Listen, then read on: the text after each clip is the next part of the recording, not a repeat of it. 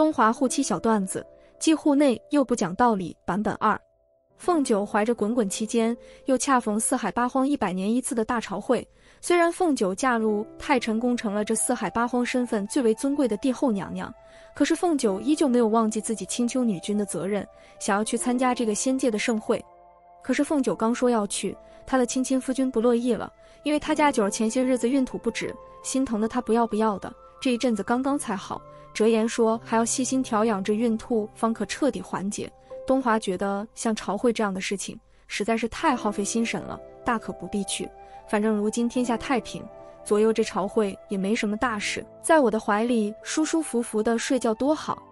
东华此言一出，凤九就生气了，甚是激动地说道：那怎么能行呢？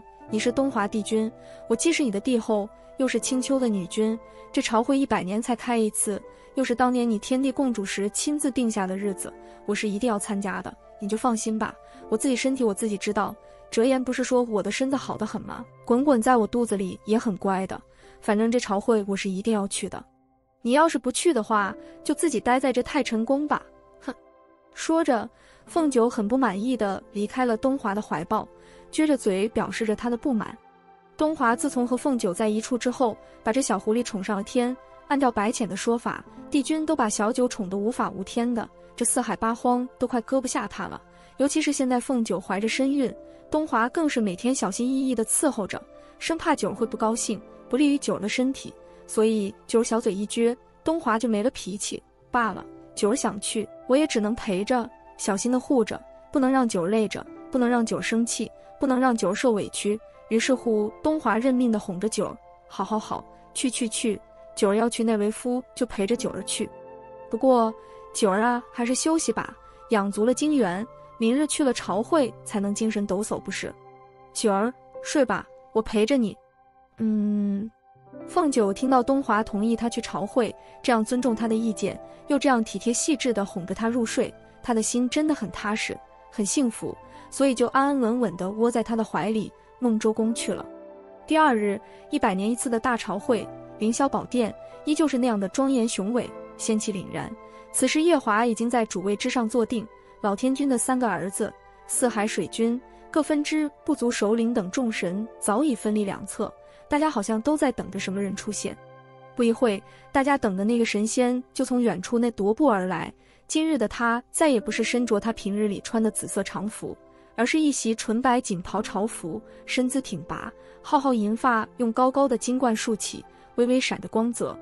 虽面如冠玉，惊为天人，却透着疏离，即便是静静地站在那里，也生出一股清冷卓然，多看一眼都是亵渎，只能卑微地仰视，如同仰视那轮明月般。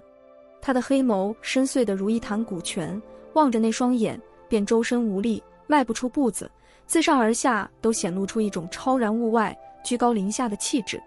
不仅如此，这位白衣仙人还抱着一位红衣仙人。这个红衣仙人是谁呢？当然他最爱的小狐狸了。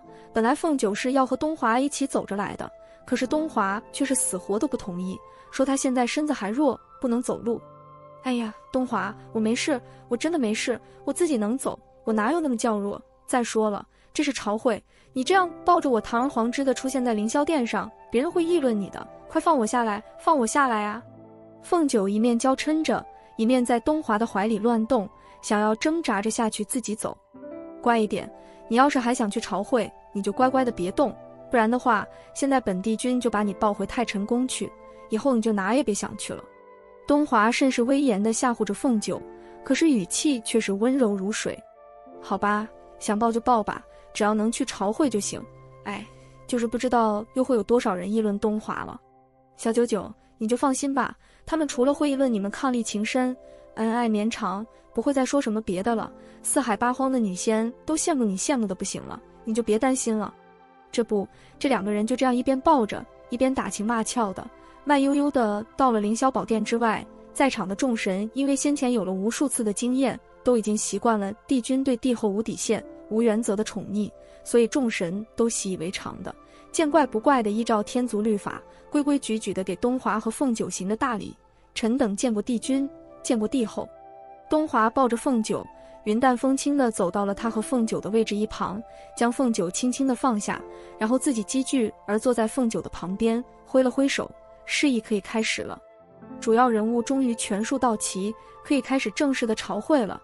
这100年一次的大朝会还是一如既往的无聊，还是说一些乱七八糟，在东华看来都是些鸡毛蒜皮的小事。什么那又有叛乱了，哪个望族和望族联姻了，一众神仙对着夜华这个刚刚继任的天君歌功颂德，盛赞他年轻有为，是有志明君什么的。其实东华压根就没有听着朝会之上在一些什么内容，而是将所有的注意力都集中在了帝后白凤九和他的肚子上。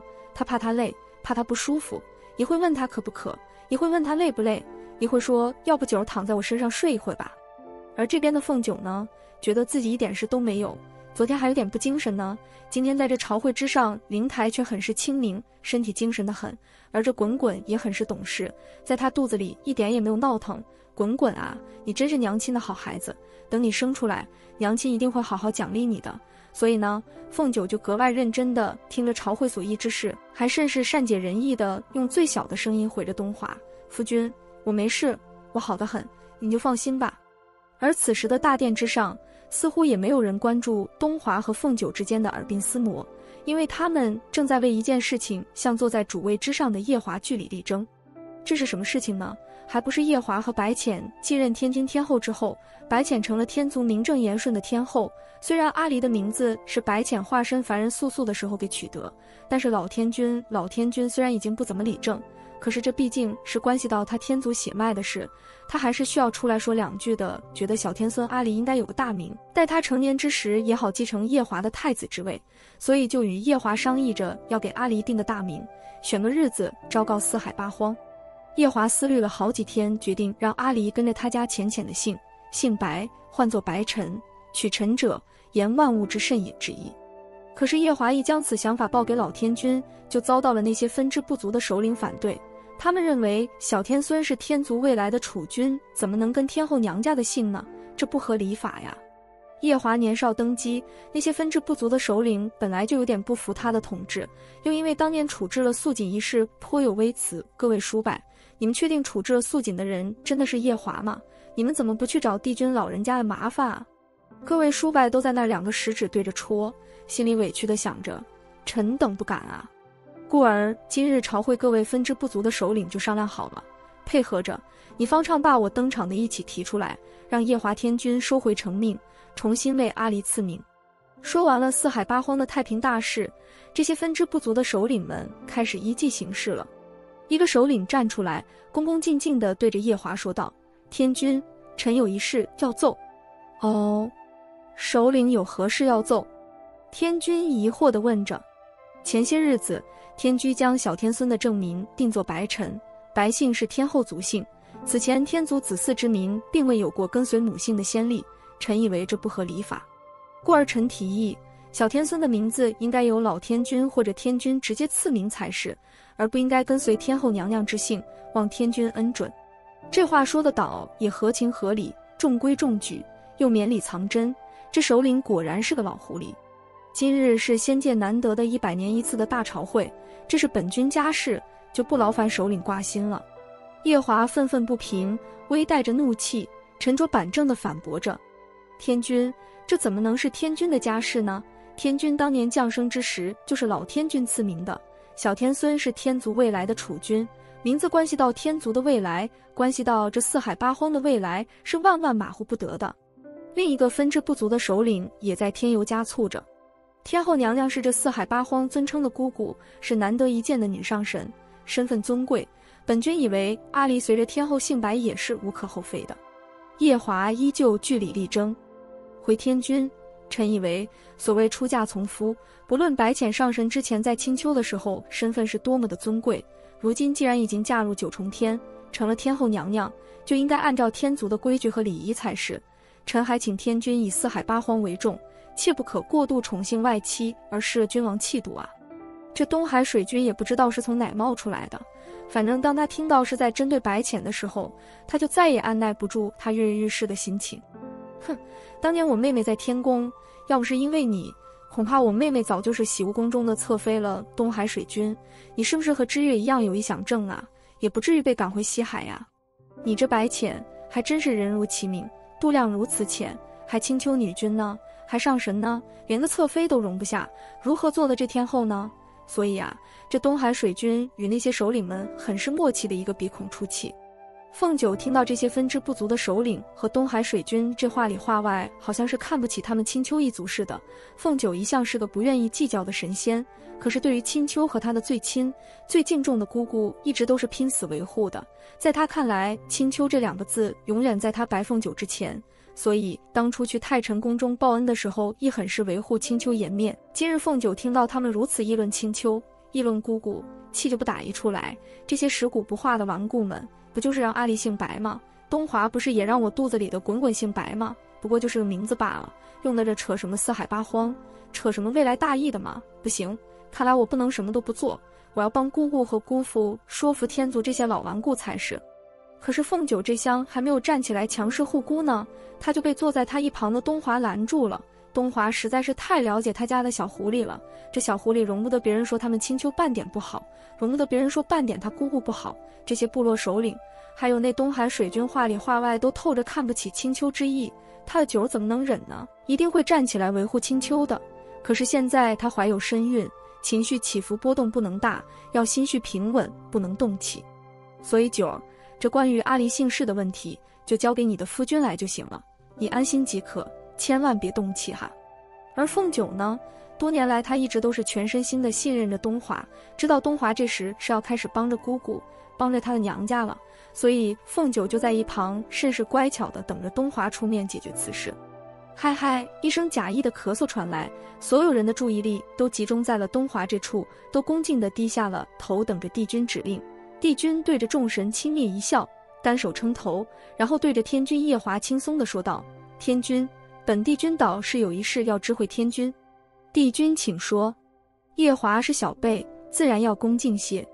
帝后已怀孕1年有余，前些日子折颜上神来太晨宫中为帝后诊脉，说帝后腹中所怀是个男胎，本帝君已与帝后商议，帝后腹中孩要跟随帝后母族姓白，待到帝后诞下孩弥月之时，本帝君就会立刻昭告四海八荒。东华一本正经，颇有威严地说着。夜华首先懂礼数地配合着东华，恭喜帝君大喜，帝后大喜。众神看到天君首先恭喜着东华，也按照礼数向东华和凤九行着大礼，恭喜帝君大喜，帝后大喜。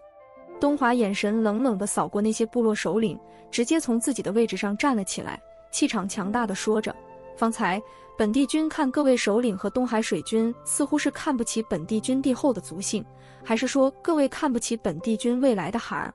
帝君息怒，臣等不敢。这些刚才还甚是沾沾自喜，觉得自己很是有理的首领和东海水军，一个个把头低得越来越低，都被东华这强大的气场震慑得不敢说话，只能恭恭敬敬地听从。而凤九呢，就只是两眼直勾勾地盯着他家夫君看，欣赏着他家夫君的翩然风姿。既如此，那就请天君择日昭告四海八荒，定下为小天孙证明仪式。东华霸气地吩咐着夜华。是。在场的众人再次行礼。若无事，就散了吧。东华随意地挥了挥手，吩咐着众神可以结束这朝会了。我的九累了，可不能再待在这了，要回去休息了。是，臣等告退。众神最后一次向夜华和东华行了大礼，一个个弓着身子，纷纷离开了凌霄宝殿。东华转过身去，温柔走向凤九，像抱一个稀世珍宝一样的将凤九打横抱了起来，柔情似水地对着小狐狸说道：九儿，累了吧，咱们回家吧。小段子，谁是这四海八荒最幸福的人？滚滚去了昆仑虚学艺的某一天，东华去了这四海八荒唯一佛道双修的慈航真人那处论道，要3天才能回太晨宫。这种事情凤九向来不感兴趣，自然是不去的了。所以呢，凤九闲来无事就去找程昱玩。这个时候，程昱已和连宋成亲。连宋的元吉宫，凤九走进大殿，宫娥们赶紧上前见过帝后娘娘。免了，你们王妃呢？回帝后，王妃在后殿试衣服呢。试衣服是要干嘛？我去看看，吓她一跳。刚走进内殿，凤九就看见程昱拿着一身衣服在镜子前仔细地端详着，特意大声地叫了一声程昱。程昱吓了一跳，转过身来一看，原来是帝后娘娘啊！程昱赶紧放下衣服，上前假模假式地行着礼。原来是帝后娘娘大驾光临，程昱真是有失远迎了。哎呀，程昱，咱们是朋友，哪有那么多规矩啊？是，你快坐下。红莲，快去倒茶拿点心。程昱吩咐着他的贴身侍婢。哎呀，不用那么客气的。我说凤九帝后啊，今日怎么不和帝君在一块腻歪了呀？程昱调侃着凤九。什么腻歪呀？帝君去了慈航真人那处论道，要明日才回来呢。凤九有些不好意思地回答。哦，原来如此。哎，对了，你快帮我挑挑这些衣服哪个比较好看。挑衣服？你要干嘛？明日我要去参加一个宴会。宴会？什么宴会？嗨，就是各宫的娘娘们闲得没事干，在一起聚聚罢了，这不是要叫着我去吗？可是我不知道哪件衣服合身，你快帮我挑挑看。没事聚聚啊，年幼时他倒是常常和学堂里的同学聚会，后来大家都有了各自的家业要继承，也就聚得少了，导师许久都没参加过这样的宴会了呢。哎，程昱，你这宴会我能不能去啊？凤九好奇地问。你也想去？是啊，我好久都没参加宴会了呢，想去看看，行不行啊？这凤九帝后倒是一点架子都没有。哈哈，行，左右你是帝后，你想去，谁敢阻拦你呀？不过凤九娘娘啊，你要是去，可要做好准备呀。什么准备呀？到时候你就知道了。哎，话说回来，参加这次宴会的大多都是各个宫里新娶的娘娘啊，侧妃什么的，你打算就这样用你帝后的身份去啊？就是这程昱倒是个通透的人，要是凤九真的用帝后的身份去，怕是他们这聚会就要开不成了，光是诚惶诚恐的行礼就够麻烦的了。也对，我这身份还是别招摇了吧。好，那我就将我这额间这花隐去，再换一身素净些的衣衫打扮，我就说是你程昱元君的好姐妹如何？好，那明天我去找你，咱们一同去。现在你快帮我看看啊，到底哪身衣服好？说着，程昱就继续拿起手中的衣服，在镜子前比来比去的。凤九呢，也在一旁一边喝着茶吃着点心，一边帮他提着建议。帮程昱挑完衣服之后，凤九就回了太晨宫，冲进寝殿里就把自己的衣服全部拿出来挑挑拣拣，可是挑来挑去也没找到一件素净的衣衫。但是您现在是帝后娘娘了，身份尊贵，怎么会有不好的东西呢？凤九正在发愁的时候，就见着灵儿端着她爱吃的糕点进来了。灵儿，你来的正好，你快帮我选选这些衣服里面哪个比较素净，我明日要穿。灵儿好奇道。帝后，你要素净的衣衫干嘛？明日程昱有宴会要参加，我想去凑个热闹，可是又不想暴露我帝后的身份，免得呼呼喝喝的甚讨人厌，所以呢，我就决定要隐去我额间的凤尾花，再换个素净的衣衫去，可是找了一圈都没有找到。灵儿听了帝后娘娘这么说，就觉得自家帝后真是可爱，人家别的女人都巴不得强调自己的身份又多尊贵，多众星捧月呢，帝后倒好，反而要隐去自己的身份。哎，在这重视身份地位、重视家世背景、等级森严的九重天，帝后娘娘真是难得的纯良之人啊。灵儿满脸笑意，恭敬地回着凤九：娘娘，您自嫁入这太晨宫，吃穿用度都是最好的，您的衣衫也是知你娘娘之好了，亲自送过来，每次都是一大箱子，帝君还时不时地为您亲手设计些样式，哪有什么素净的呀？灵儿一边说着，还一边一件件地欣赏着凤九的绝美华服。哎，是啊，也是，我现在是东华帝后，论阶品地位的确是这样的。哎，难道就没有一件是素净的吗？凤九正兀自一人失望的时候，突然看见站在一旁为他整理衣衫的灵儿，他突然灵机一动，两只大眼睛忽闪忽闪的。灵儿，你除了这身宫娥的装束外，可有常服？有啊，有倒是有，就是，哎，有就行了，快去把你的常服都给我拿来。啊，哎呀，你快去呀，我要选选，看看哪个合适。哦，是。不一会，灵儿就麻利地拿来了自己的常服，放在帝后娘娘的眼前。好，就这个吧，这个素净，明天就穿这个去吧，再让灵儿给我梳个普通点的发型，就没人认得出来我是帝后了，就可以陪着程昱参加这个宴会去了。我的小九九，明天的宴会你就会知道你有多幸福了，帝君有多宠你了。这有你人的地方呢，就是是非多，到时你就明白程昱为什么会让你做好准备了。第二日晨起，凤九坐在梳妆台前，仔细地端详着灵儿为她的打扮，一身素衣，将平日里戴着的珠翠首饰尽数取下，就插了一个普通的白玉簪子，配了一个银质耳环，这些都是灵儿的。灵儿看着坐在镜子前一身朴素打扮的帝后娘娘，她不由得感慨，我家娘娘就是一身素衣也难掩其绝代风华，性格又好，待人也和善，一点也没有瞧不起我们这些下等的仙娥。哎呀，灵儿跟着这样的主子真是三生有幸啊。可是娘娘这样的打扮去了宴会，会不会被嘲笑啊？这九重天上的那些娘娘们平日里拜高踩低惯了，看见娘娘打扮得这么朴素，会不会嘲笑娘娘啊？要是娘娘在宴会上受了什么委屈，帝君还不得罚我们下凡历劫呀？娘娘，您这样打扮行不行啊？行。怎么不行啊？本宫满意的很。怎么了？不好看吗？好看，当然好看了。娘娘绝代风华，就是一身粗布麻衣，不施粉黛也难掩娘娘的风采。可是娘娘，您这样穿着奴婢的衣服去参加那宴会，真的好吗？好，当然好了，这样才不至于暴露身份嘛。哦，对了，差点忘了。凤九使了个法术，将自己额间的凤尾花引去，又对着镜子瞧了瞧。行了，这下好了，这样就不会暴露身份了。帝后娘娘，您准备好了吗？程昱已经在外面等着了。哦，好了好了，我这就出来。凤九听到程昱的呼唤，赶紧回着他。灵儿，我走了，帝君回来了以后，你派了人告诉我一声啊。凤九一面吩咐着灵儿，一面走出寝殿的门，留下一脸无奈的灵儿，得等着帝君回来挨罚吧。寝殿外，凤九蹦蹦跳跳地走了出来，上前挽着程昱的胳膊。好了，程昱，咱们走吧。一旁的程昱倒是不急着走，反而上上下下地打量着凤九的装束。妈呀，这也太朴素了吧！帝后这身打扮去了宴会，一准会被那些娘娘们嘲笑的呀。这要是受了什么委屈，帝君老人家还不得杀了我呀！程昱，您跟灵儿真是心有灵犀。我说帝后娘娘，您就打算穿这一身去啊？是啊，怎么了？是不是太朴素了呀？朴素吗？还行吧，我昨天回来以后，把我所有的衣衫都找了个遍，没一件是素净的，所以我就只能穿着灵儿的衣服去赴宴了。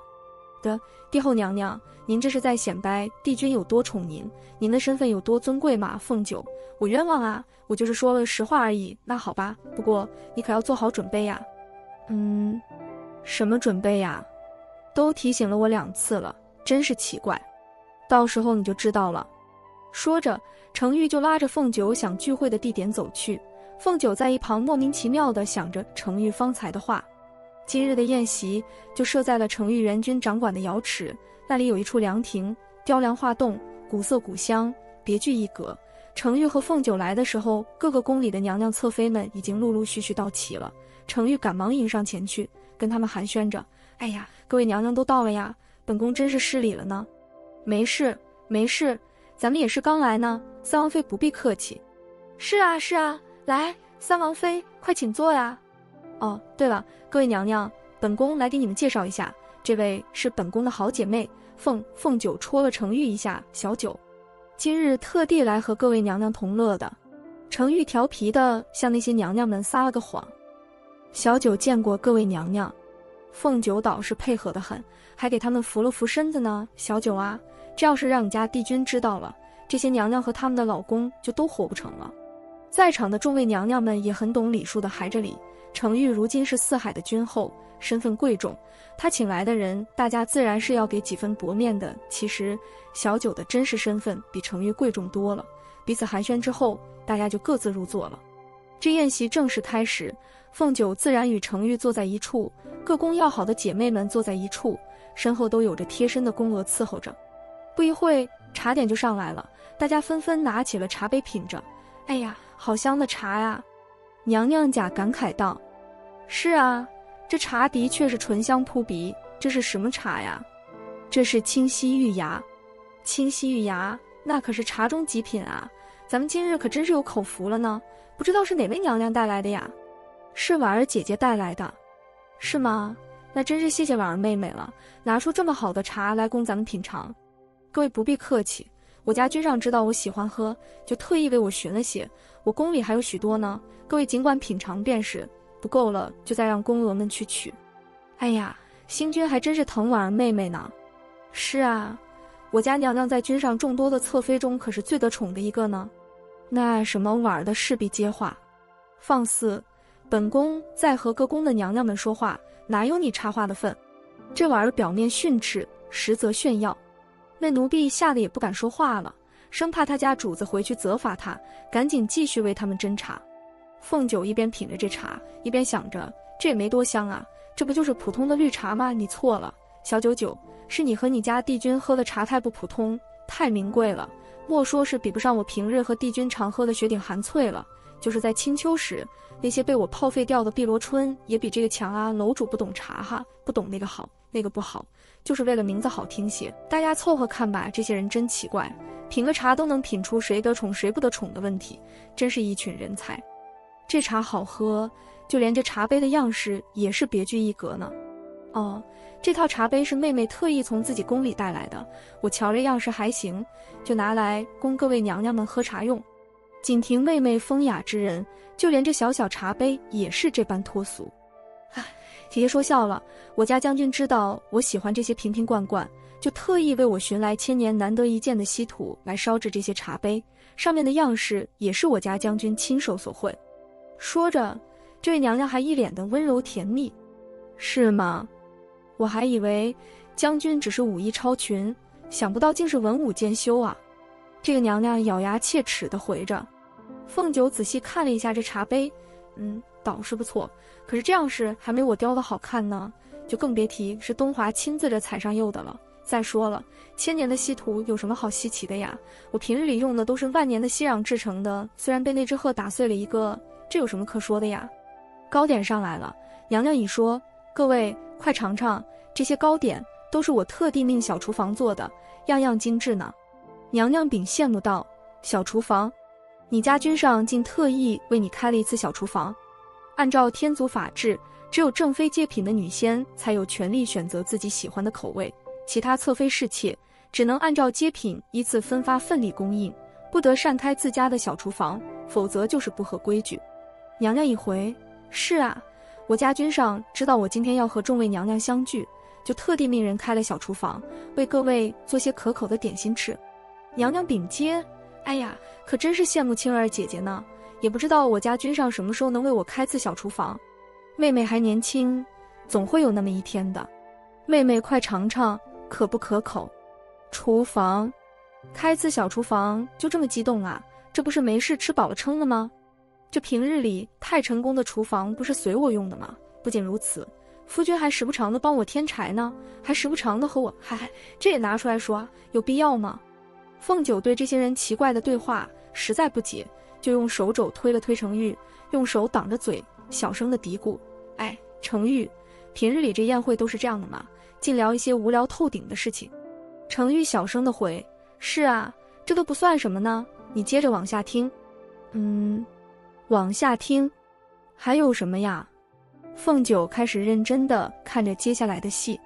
一个一直没有说话的娘娘正优雅端庄地伸出手来，拿起一块芙蓉糕来品着，还特意将她的细腕露出来。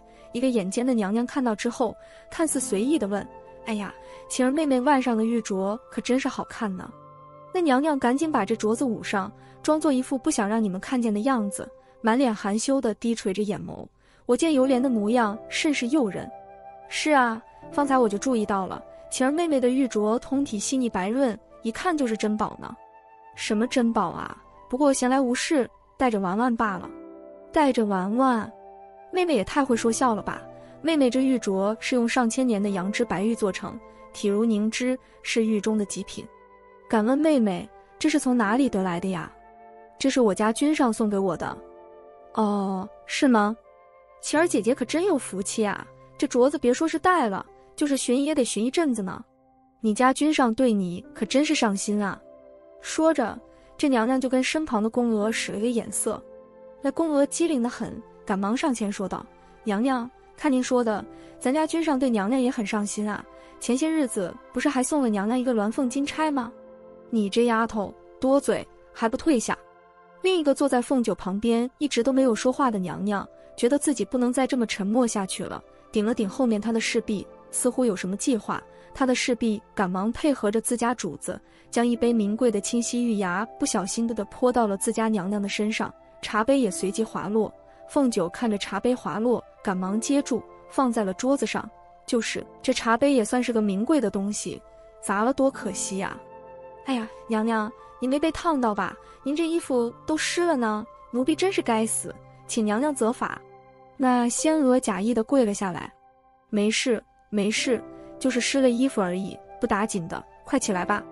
这娘娘赶忙微微一笑，甚是大度地说着：什么而已啊，娘娘，这可是君上前些日子特意让织女司照着帝后娘娘的衣衫样式为您做的呢，这袖口都是用金线绣的，怎么能随便沾湿呢？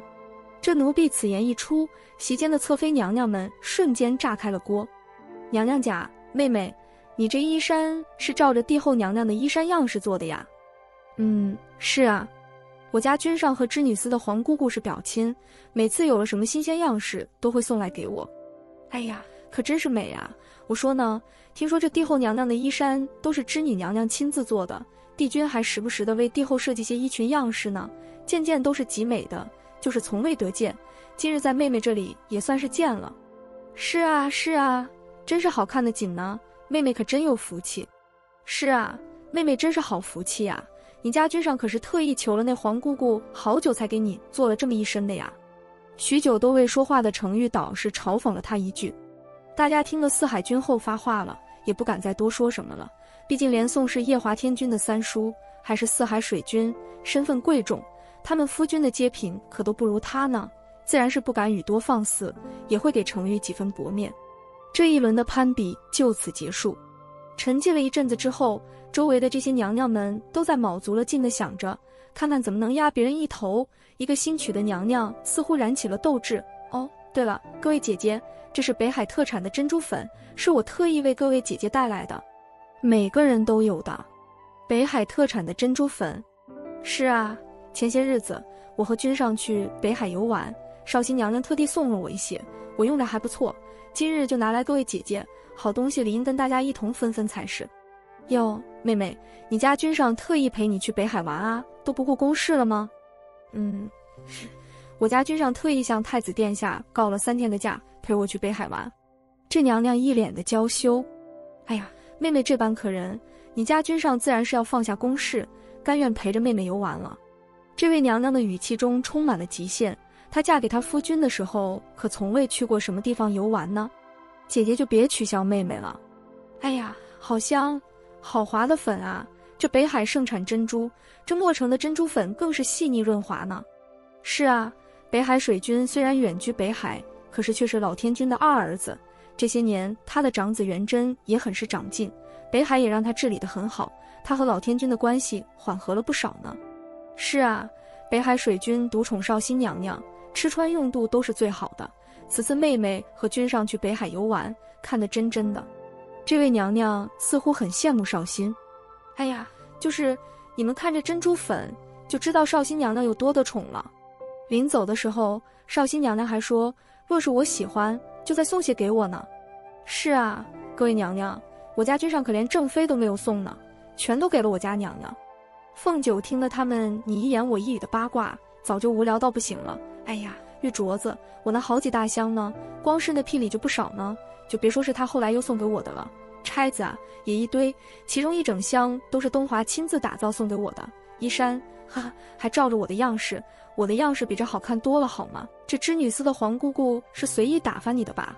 还有这珍珠粉就更无聊了。绍兴是青丘的人，是姑姑的侍婢，我和东华大婚的时候就送了我一堆万年珍珠，要是磨成了粉，得多少啊？区区一盒就把你们嫉妒成这样啊？有什么可比的呀？无聊死了。程昱啊，我终于知道你为什么让我做好准备了，太可怕了，难怪姑姑不愿意与他们多接触呢，真是无趣的紧。凤九正自己一个人在那里神游太虚，却没有注意到坐在他对面的女仙一直打量着他，看这位小九夫人的打扮也太朴素了，比起我们这些人来，一身素衣，身上的首饰也很普通，也没有涂胭脂水粉，虽说人长得是极美，周身气质也很动人心魄，一身素布麻衣也难掩她这绝美的容颜，连我这女人看了都心动。可是就是这打扮的也太寒酸了吧？程昱援军不是四海君后吗？怎么会有这样打扮寒酸的好姐妹呢？想必是什么穷亲戚特地带到这九重天上来见世面的吧。这位娘娘这么想着，就赶紧假意的善解人意道：我看这位夫人一直不说话，是不是这茶和糕点不合夫人的口味啊？哦，不是的，茶挺好的，糕点也好吃。凤九客客气气地回道：我就说嘛，这茶和糕点怎么可能不合夫人的口味呢？夫人是不是太拘束了呀？夫人不必拘束，我们这些人就是闲来没事在一起聚聚罢了。夫人若是喜欢，便常来和我们聚聚。谁要和你们聚呀？一个个都爱慕虚荣的紧，我这是上了贼船，没辙，下次才不来呢。夫人是三皇妃的好姐妹，也就是我们的好姐妹了。哎，这位夫人，看您这身发饰打扮，不太像是九重天上常见的样式啊，样子倒是素净的很哪。今日走得急，就随便换了一身，我也不太懂你们的规矩，要是有什么失礼的地方，请各位娘娘别见怪呀。凤九继续一脸假笑地应付着他们。哎呀，不见怪，不见怪，夫人平日里穿什么就穿什么好了，咱们也没那么多讲究的。谁平日里穿啊？这是灵儿的，今天才穿上的。夫人，恕我多嘴，您的夫君是哪路神仙啊？让自己的夫人穿得这么寒酸，想必不是什么阶品高的神仙，不过是个闲散的神仙罢了。凤九倒是如实回答呀，在一旁的程昱正努力地憋着笑。对，闲散的神仙，帝君老人家的确是个闲散神仙，闲散到就知道跟凤九腻在一处，还把这么小的可爱人滚滚丢去了昆仑虚，就是为了不让滚滚来打扰他们二人世界，真是闲散的紧呐。哦，原来是个闲散神仙啊，那就是没什么阶品的了。程昱又想，对，没什么阶品，你们这些白痴的夫君的阶品都是帝君定的，还没什么阶品。我就说嘛，夫人打扮得这么朴素，也不像是九重天上的娘娘啊。夫人今日是第一次上九重天吧？来，快尝尝这些茶水和糕点。哈哈，谢谢，我方才已经用过了，就不用了。夫人如此貌美，怎么能跟一个没什么阶品的闲散神仙呢？不如我同我家夫君说说，看看他手下有没有合适的位置，让他帮夫人的夫君找一个差事做，也好过现在这么闲着呀。呵呵，你家夫君手下还让帝君去做？这位娘娘，程昱我佩服你的勇气。不用了，我家夫君闲散惯了，怕是不太适合你家君上手下的位置。哎，夫人您快拿着，这珍珠粉想必夫人没有见过吧？夫人虽然生得好样貌，可是不保养怎么能行呢？这珍珠粉可是难得一见的东西呢，夫人收着吧。这位娘娘倒是大气得很。多谢娘娘，既是难得一见的东西，那娘娘还是好生留着自己用吧。夫人真是贤惠啊，不过夫人啊，我可告诉你啊，这个女人呢，就要对自己好一点，就算是自家夫君差了些，也要好好的打扮自己才是，切不可被别人小瞧去啊。这位娘娘正在正话反说的大放厥词。你说谁家夫君差了些，谁又让谁小瞧了去？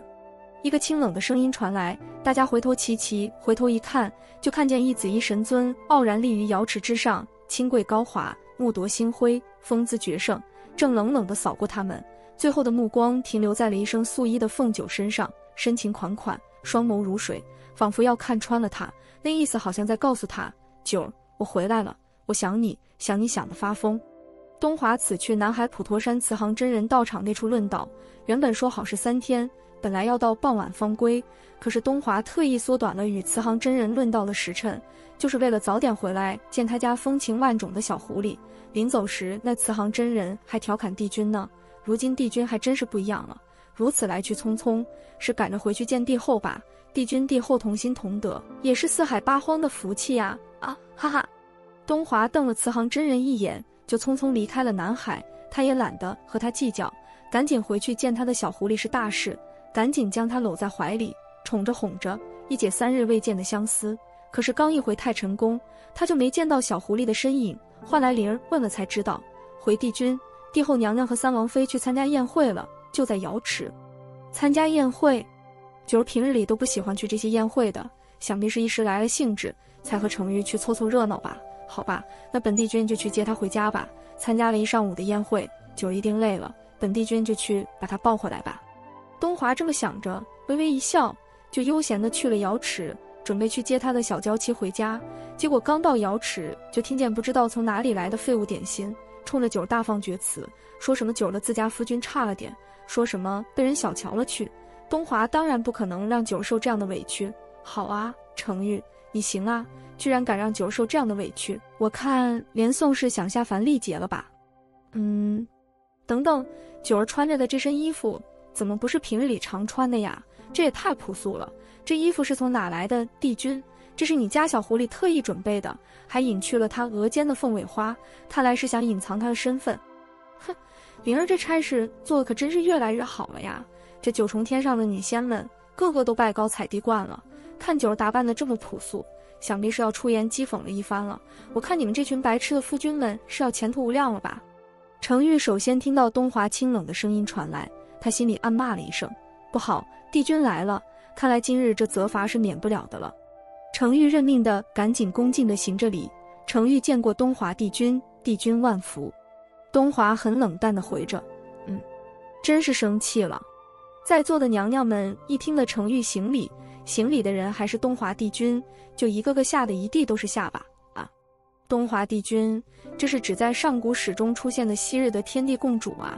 他们嫁进九重天这么久，连四海水君都很少见呢，别说是东华帝君了，今天可算是见到活的了。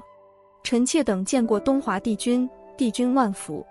这些娘娘们一个个的吓得花容失色，赶紧纷纷跪地，向东华磕着头，行着大礼。唯有凤九是最淡定的，坐在那里品着茶，一脸玩味的表情看着他。他一听到东华那低沉的声音传来，就知道这是听到那位娘娘说的那句不中听的话了。正准备小小惩戒他一番的时候，东华就来了。看来啊，今天这些娘娘们的夫君怕是要倒霉了。一个还算不太怕死的娘娘，看着凤九还在那里淡定地喝着茶，都不知道下跪行礼，就赶紧出言呵斥他：你这女仙竟如此不懂规矩，是从下界山沟沟里出来的吧？见了东华帝君，怎么不知道下跪行礼呀？说着，还向东华抛了个媚眼。这东华帝君可比他家夫君强太多了，要是能得到东华帝君的青睐，我岂不是能飞上枝头，一步登天了吗？这位娘娘，您离畜生道不远了。东华一听的，这不知道是从哪里来的玩意，居然如此羞辱九，就更是怒火中烧，眼神凌厉地吐出2个字：放肆。凤九知道东华这是彻底动怒了，看来啊，我要是再不说话，这些娘娘的命就都保不住了。凤九微微一笑，淡定的语气中透着一点点戏谑，这些娘娘可娇贵得很，你再把人家吓着。随即起身，轻移莲步至了东华的对面，靠在他的怀里，把玩着他的浩浩银发，一双秋水剪瞳如画，温柔地问着他：你不是要傍晚才回来的吗？怎地如此早，不到50就回来了？东华看到自家小狐狸正软软糯糯地靠在自己怀里，软玉温香在怀，方才的怒气消失了一大半，赶忙回搂着他，轻轻地握住他的手，柔情似水道：为夫早回来，还不是为了早点见着你这小狐狸。刮了一下九儿的鼻子，结果回了太晨宫不见你，便出来寻，想不到九儿在这里参加宴会呢。是啊，九儿正和各位娘娘们聊天呢，是吧，各位娘娘？凤九假意地说。在下面跪着的一众娘娘们看到东华和凤九如此亲密，一个个的下巴就彻底贴到地下了。是帝后娘娘，那我们方才出言嘲讽她，天哪，妈呀，这会不会死啊？各位娘娘，很有可能。天哪，我们都做了些什么呀？各位娘娘，你们自己说吧，你们妈卖批的都做了些什么？东华看着凤九将话头引了过去，就做事丢了个冷冷的眼神。怎么一个个的都瞎了吗？见到本帝君的帝后都不用行礼的吗？旗下跪着的娘娘们更是吓得浑身发抖，今天真是得罪了大神了，赶紧颤颤巍巍的发着抖，身子跪得更低的行礼：臣妾等见过帝后娘娘，帝后娘娘万福。东华懒得搭理这些人，倒是冷冷地看向程昱，闭门思过3个月，就是谁要你带着九出来让九受委屈来着？不关程昱的事，都是九儿要来的。凤九赶紧给程昱求情，怎么不关他的事，让九儿受了委屈就是他的不对。东华不为所动，那你不在吗？你要是在的话，人家也就不会来参加这宴会了，自然也就不会受委屈了，都怪你。凤九撅着小嘴，似乎很是委屈，其实是为了帮程昱。哦，那如此说来，倒是为夫的错了。那当然了，就是你的错。东华好脾气的打，好，我的错，那不知帝后要如何才能原谅为夫呢？免了程昱的责罚。凤九坚定地回。东华挑了挑眉，他就知道他这小妻子如此撒娇耍赖是为了程昱，反正他家小狐狸这些个小脾气都是他惯出来的，而且呢，他也乐在其中，自然是愿意宠着他，哄着他了。罢了，免了就免了吧，想必以后九儿也不会再来这些无聊的宴会了，也就不会再受什么委屈了。好吧，既然帝后替你求情，那便免去了你的责罚吧。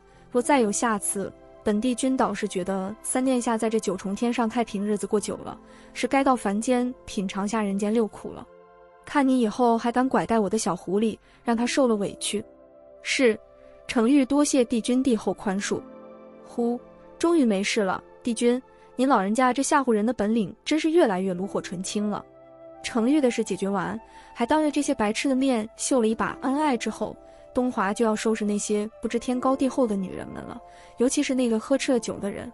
可是正当东华周身寒气逼人，准备开始处置这些白痴们的时候，凤九却笑语盈盈地挽着东华的手臂，拉着东华坐到了主位之上，柔声道：夫君，你一路从太晨宫走来，一定累了吧？来，快坐下歇歇。东华顺从地随凤九拉着，慢悠悠地坐到了主位之上。凤九赶忙拿过他的茶杯，放在东华的面前，给东华倒了一杯清溪玉芽，睫毛弯弯，满脸狡黠地对着东华道：夫君，快尝尝，清溪玉芽又香又纯，茶中极品。俏皮地眨了眨眼，随即又拿过桌上的糕点，放在东华的面前。还有这些糕点是这位沁儿娘娘家的君上特意为他开了一次小厨房做的，样样精致，好吃得紧呢。东华看着九如此俏皮的样子，再看着他眼前这些浅陋的茶水和糕点，他知道他家小狐狸这是开始准备反击了。他知道他家小狐狸是不想让他费神处理这些白痴们，九儿一个人就可以把他们收拾了，他只需要静静地欣赏他的小娇妻的翩然风姿就行了。果然，小狐狸美目一转，坐在了他的旁边，先是温柔地对程昱说：程昱，快起来吧，别跪着了。程昱领了帝后娘娘的命，起身坐了下来。程昱也是个妙人，她也在等着她的好闺蜜九重天上的帝后娘娘的表演。只见凤九玩味一笑，单手托腮，冷冷地扫过跪着的娘娘们一眼，气势逼人，看似随意道：各位娘娘，本宫常居太晨宫，并不常来这些宴会，哎呀，还真是让本宫大开眼界呀。娘娘们齐齐答：臣妾该死，望帝后恕罪。凤九玩味地冲着第一个娘娘道：这位娘娘，这清溪玉芽却是好茶，醇厚清澈，令人回味无穷，也不知道你家君上的母妃和正妃娘娘有没有喝过，看来本宫是要送一整箱极品的雪顶寒翠来给他们了，否则也配不上他们的身份呀。臣妾该死，望帝后恕罪。第二个娘娘，这位娘娘，您宫里小厨房的糕点的确是可口，尤其是这个藕粉桂花糖糕，拿起一块，香甜软糯，甚得本宫心意。看来娘娘也是喜好厨艺之人，说来也巧，本宫在厨艺上也略通一二。什么略通一二啊，简直是惊为天人。不如改日娘娘来太晨宫与本宫切磋一下如何？娘娘放心，太晨宫的膳房随时为娘娘打开。臣妾不敢，望帝后恕罪。第三个娘娘，这位娘娘，这茶杯既是千年的稀土所制，理应倍加珍惜才是。本宫也有一套万年熙壤所制的茶杯，可惜几百年前被平白无故地打碎了一只，娘娘你说是不是太可惜了呀？帝后教诲的是臣妾失言了。第四个娘娘，这位娘娘，这玉镯通体洁白，戴在娘娘的玉腕之上更显华光，不如本宫送10个8个这样的玉镯给娘娘，娘娘天天换着戴如何？臣妾惶恐，臣妾不敢。第五个娘娘，这位娘娘，鸾凤金钗唯有正妃方可佩戴，你家君上却送给了侧妃，按照天族律法，你家君上该下凡历劫了吧？帝后恕罪，是臣妾不懂规矩。第六个娘娘，这位娘娘，这衣衫样式的确是不错，不过娘娘，本宫告诉你啊，本宫可从未有过这样样式的衣裙，看来娘娘是这9重天上独一份的呢。意思是告诉你，你是山寨的。臣妾该死。第7个娘娘，这位娘娘，千年珍珠粉细腻润滑，是难得一见的珍品。本宫依稀记得，太晨宫中有不少绍兴送来的万年珍珠，赶明个，本宫叫他们磨成了粉，送去娘娘宫里。娘娘是吃也好，图也罢，好东西自然是要拿来分享的嘛。臣妾该死，望帝后娘娘恕罪。第8位娘娘，这位娘娘，你家君上是跟着司命手下仙官的吧？不如改日本宫同司命说说，让他晋升一下你家君上的阶品如何？是臣妾有眼无珠，望帝后娘娘恕罪。第9位娘娘，这位娘娘，本宫认为娘娘方才说的话的确有几分道理，不能因为自家夫君差了些，就如此作践自己，白白被人小瞧了去。臣妾惶恐，望帝后娘娘恕罪。第10位娘娘，罪有些重，看来这位娘娘对天族规矩甚是了解，本宫倒觉得娘娘应该为这9重天上的女仙们人人手抄一份天规戒律，让大家都来学学娘娘的进退有礼。是，臣妾多言了，望娘娘恕罪，臣妾回去就抄。终于说完了，还挺累的。凤九最后不忘总结一下，各位娘娘，你们一个个花容月貌，我见犹怜，难怪你们的夫君会如此喜欢你们。不过本宫倒是觉得，娘娘们如此年轻，理应多花些时间来修身养性，孝顺父母公婆才是，何必将这大好年华虚度在这些无聊的聚会上呢？各位娘娘，你们说是不是啊？各位娘娘诚惶诚恐，臣妾等谨遵娘娘教诲。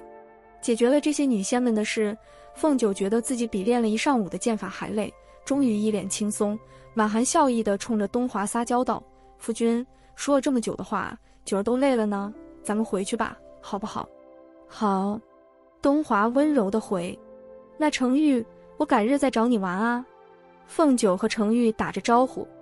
打完了招呼，东华就起身将凤九打横抱了起来。九儿说了一上午的话，累了嘛，为夫自然是要将他抱回去的。好，程玉恭送帝君，恭送帝后。程玉俏皮地回着凤九，其他的娘娘们也跟着，臣妾等恭送帝君，恭送帝后。程玉看着东华抱着凤九离开了瑶池之后，就随即起身，调皮地跟那些娘娘说道：“各位娘娘，快起来吧，帝君和帝后已经走了。哎，各位娘娘，快坐下呀，咱们接着喝茶聊天吃点心啊。哎，刚才聊到哪了？咱们接着聊呀。程玉，你真是个妙人。众位娘娘胆都吓没了，哪还有心情聊啊？”回了太晨宫，东华并没有把凤九放下，而是直接进了寝殿，把凤九放在了床榻之上，把九压在身下，唇已经附了上去。一日不见，如隔三秋；3日未见，9个秋都过去了。东华想好好的一解相思，可是凤九却点住了东华的唇。“哎，夫君，你看啊，马上就到午膳时分了，夫君累了这么久，九儿还是为夫君做些可口的饭菜来吧。”凤九说着就要推开东华去做饭，东华压得更近：“那为夫可要自己选菜色。”“行，夫君想吃什么，九儿必竭尽所能满足夫君。”凤九答应得爽快：“为夫想吃狐狸。”温热的唇在他颈间扫过，白檀香的气息的中透着情欲。凤九的呼吸有些急促，微微地躲了一下，装傻道：“没问题，九儿这就做个糖狐狸给夫君吃。”东华继续压着他，唇摸索着他的唇，充满情欲地说道：“九儿当真不知道为夫在说什么吗？”刺啦一声，穿在凤九身上的灵儿的衣服就被东华撕烂了。九儿就是因为穿着这衣服才受的委屈，还是撕烂了好。“哎呀，你干嘛啊？这是灵儿的衣服，都撕烂了，我还怎么还他呀？”凤九娇嗔道。“哦，看来本帝君有必要再命织女做个几箱子衣服来给帝后，免得以后出去没有衣服穿，平白的受了委屈，本帝君都心疼了。”密密麻麻的吻随即落下，吻得凤九浑身酥麻。“哎呀，我不是那个意思，我是……”一吻堵住了凤九接下来的话。“九儿，我想你。”“东华，我也想你。”太晨宫的午膳，东华成功的如愿以偿的吃到了这4海8荒独一份的稀世珍品，额间开着凤尾花的9尾红狐一只。